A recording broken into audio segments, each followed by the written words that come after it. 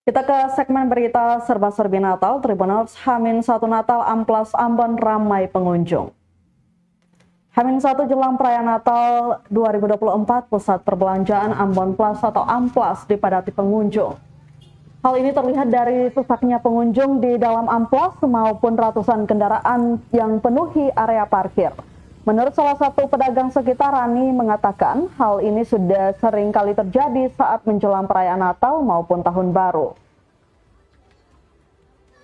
Kata dia, hal ini terjadi karena masyarakat Kota Ambon sering mengunjungi Amplas untuk berbelanja kebutuhan jelang Natal, mulai dari pakaian, makanan, dan lainnya.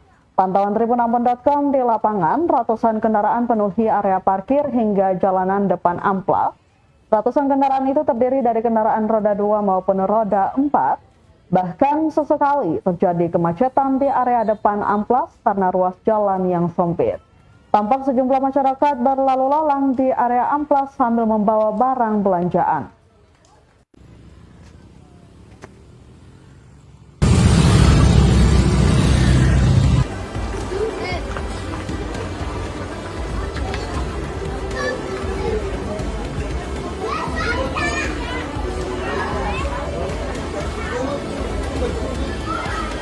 Download Tribun X sekarang, menghadirkan lokal menjadi Indonesia.